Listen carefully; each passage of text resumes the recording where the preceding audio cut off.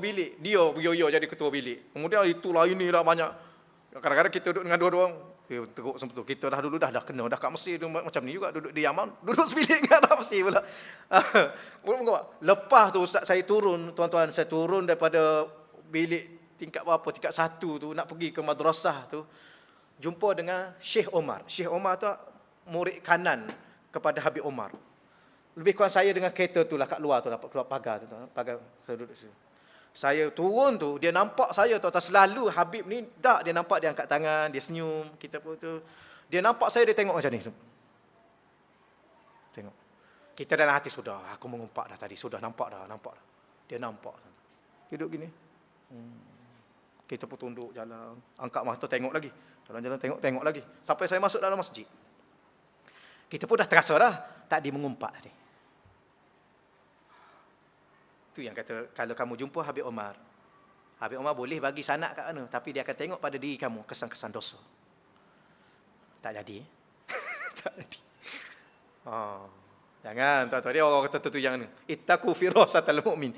Kamu kena takut pada firasat orang mukmin. Fa innahu yanzuru, dia tengok. Ya, walaupun dia tengok mata ni, tapi mata ni dia tengok binurillah, dia tengok dengan cahaya Allah. Ginilah benda-benda yang tuan-tuan kena tahu. Ya, di dunia, di akhirat Allah akan buka kita untuk kita. Tapi di dunia Rasulullah, tuan-tuan, dia lihat dengan mata hati. Baik, para malaikat ni tak perlu saya baca lah, tuan-tuan, ya. Malaikat yang wajib kita tahu, ya, bukan wajib hafal, wajib tahu. Wajib tahu, ya. Wajib hafal lain. Wajib tahu. Ataupun wajib ingat, bukan wajib hafal. Orang tanya apa makna wajib tahu? Malaikat Israel tu, malaikat tak Israel? Malaikat. Dia ni tugas dia mengambil nyawa, betul? Betul. Baik. Israel tu malaikat tak Israel? Dia ni ambil nyawa juga Israel ni. Malaikat tak? Ya? Israel. Malaikat tak? Kalau dia jawab, oh malaikat ustaz, dia tembak orang, ambil nyawa juga. Yang tu tak luluh lah, fardu ain, tuan-tuan. Israfil, malaikat tak? Malaikat. Tahu, mana tahu? Israel, malaikat. Azazil, malaikat tak? Azazil. Malaikat. Saya rasa dia malaikat lah. Sebab dia yang goda Nabi Adam tu. Azazil. Tahu tak tuan-tuan Azazil tu apa? Lepas tu kata, nak kena tahu. Mana tak tahu? Uji tahu lah.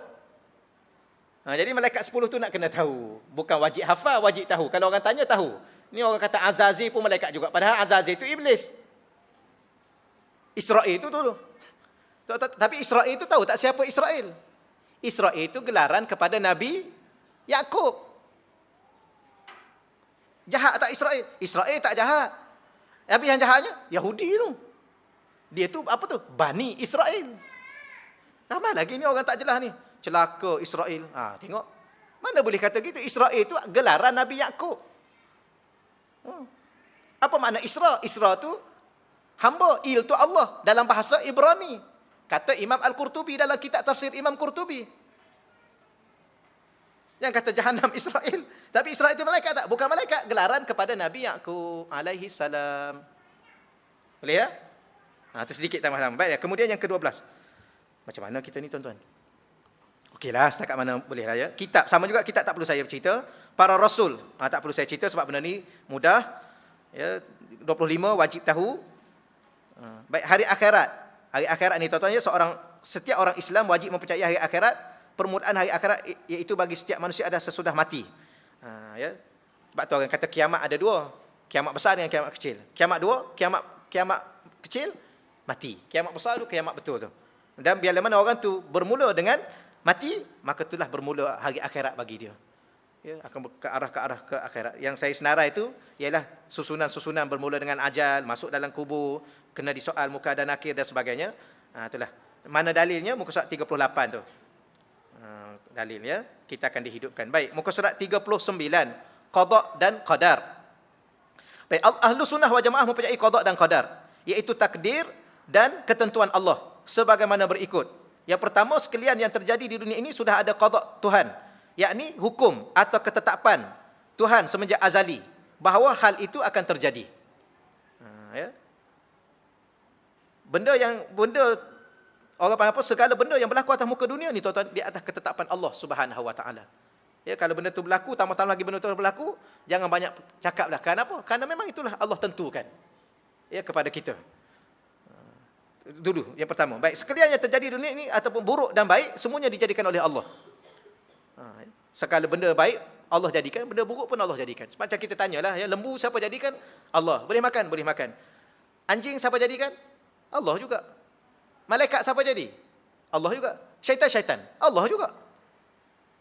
Jadi buruk baik ini dijadikan semua daripada Allah. Ringkasnya, setiap perkara baik dan perkara buruk semuanya daripada Allah. Dan kita umat manusia hanya menjalani takdir sahaja. Dulu.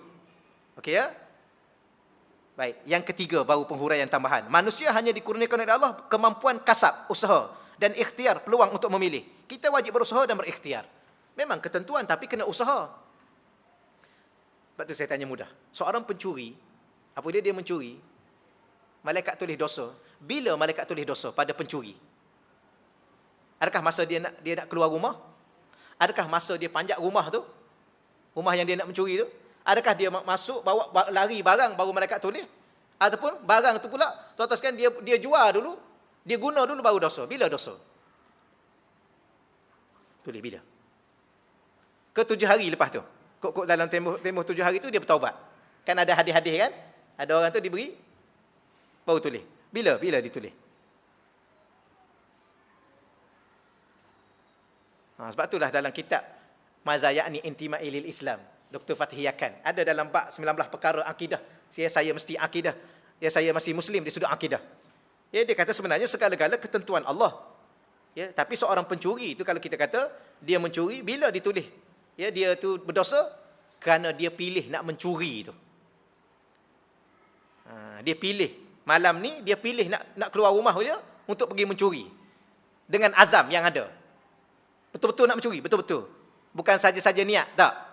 Sebab tu ulama bahas tuan-tuan dalam kitab Riyadhus Salihin, Imam Nawawi bahas niat ni ada 3 perkataan, dalam perkara yang ada dalam hati ni ada 5 perkataan. Kadang-kadang dia terlintas begitu, dia panggil khawatir. Kalau terlintas sekadar nak mencuri, tak berdosa.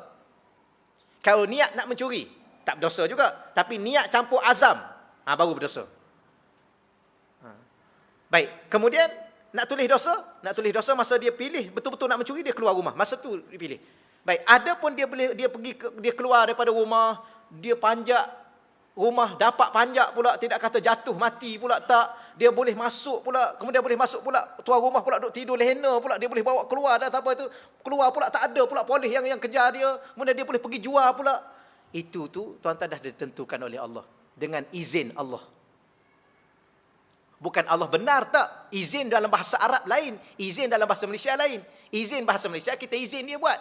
Allah tak benar mencuri. Tapi kalau dia mencuri, dia boleh panjat tu tak jatuh tu. Dia boleh pergi berjalan tak lumpuh tu. Dia boleh bawa naik pula tu atas tak kena tangkap tu.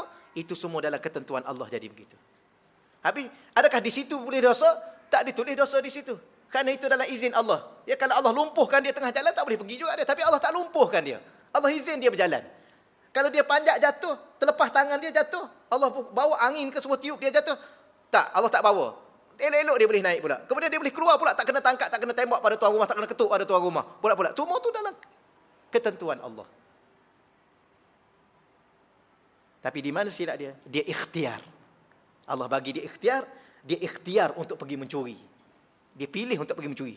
Dia ada kasab, dia ada usaha pula nak panjat rumah tu dengan sungguh-sungguh. Bukan mudah nak panjat rumah. Kita panjat rumah kita pun tak boleh tak. Dia panjat rumah orang boleh. Kita yang duduk hari-hari tu tuan-tuan sekalian, ya, kadang-kadang nak panjat bumbung tu, rumah tuan-tuan panjat sendiri ke panggil orang? Maknanya rumah kita sendiri pun kita payah nak panjat. Dia boleh panjat rumah orang lain. Usahanya dia. Di situlah dosa dia.